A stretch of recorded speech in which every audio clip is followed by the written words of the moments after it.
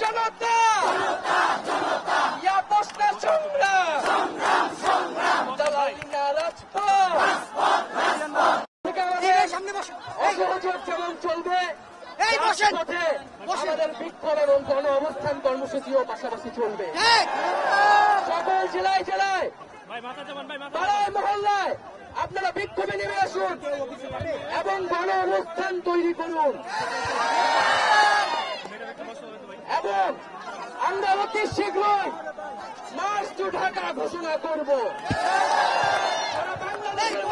ঢাকায় আসার আহ্বান জানাবো এবং আমরা এখনো দেখেছি যে বিশ্ববিদ্যালয়গুলোর দালাল ভিসি প্রক্টর গুলো এখনো ক্যাম্পাস বন্ধ করে রেখেছে।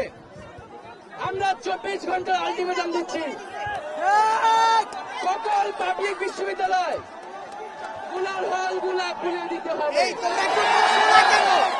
তোমরা একটু বসো না কেন? বসো, যদি 24 ঘন্টার মধ্যে খুলে দেওয়া হয় আমরা নিজ দায়িত্ব সবাই বসো। আজকে যারা বিভিন্ন প্রান্ত থেকে এসেছেন সবাই বসো, কলেজের স্কুল কলেজ মাদ্রাসা বিশ্ববিদ্যালয়ের শিক্ষার্থীরা এসেছেন তাদেরকে আন্তরিকভাবে ধন্যবাদ জানাচ্ছি। আমাদের এই আন্দোলন ততক্ষণ চলবে যতক্ষণ আমাদের এক দফা পূরণ না হয়। কোনো টান টান বুঝি না। আমরা মনে করি খুনি হাসিনার সরকার এবং এই ফ্যাসিবাদী শাসন ব্যবস্থা বাংলাদেশ থেকে তার পতন করতে হবে। তার জন্য একটা ঐক্যবদ্ধ বাংলাদেশ গড়ে তুলতে হবে। সকল দল মত ধর্ম নির্বিশেষে আমাদেরকে এই ঐক্যবদ্ধ জায়গায় আসতে হবে। এখানে যাতে কোনো ধরনের বিভক্তি করার সুযোগ সরকার না পায় সেই সুযোগ যাতে আমরা সরকারকে না দেই। বন্ধুগণ, আজকে এই শহীদ মিনারে অনেকে অনেক দূর প্রান্ত থেকে এসেছেন, আমরা তাদেরকে ধন্যবাদ জানাই এবং আমাদের সাথে আমাদের অভিভাবক শিক্ষক নাগরিক প্রতিনিধিরাও এসেছেন। আমরা তাদের সংহতির জন্য তাদেরকে ধন্যবাদ জানাই। আমরা তাদের কথা খুব সংক্ষেপে শুনবো।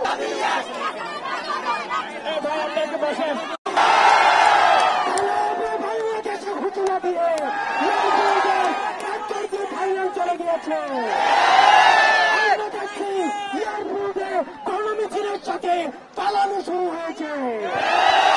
সুতরাং আমরা এই খুনি হাসিনা থেকে মুক্ত না হওয়া পর্যন্ত, তাদেরকে বিচারের আওতায় না আনা পর্যন্ত এই আন্দোলন চলবে।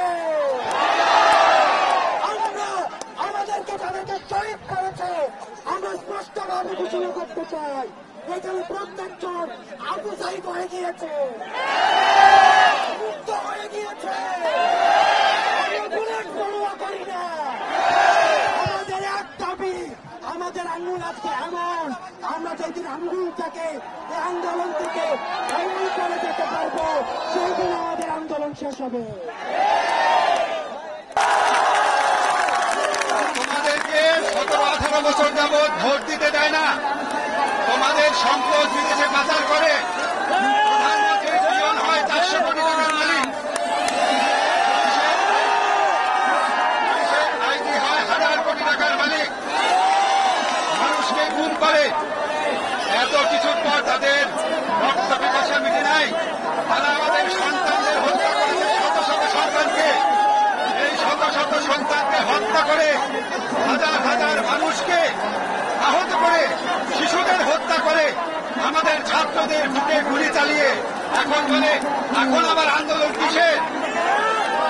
উনি বলেন উনি নাকি স্বজন হারানোর বেদনা বুঝে। উনি কারো স্বজন হারানো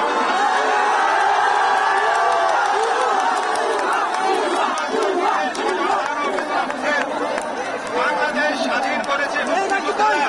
উনি মনে করেন শুধু ওনার বাবা স্বাধীন করেছে। বাংলাদেশের মালিক উনি।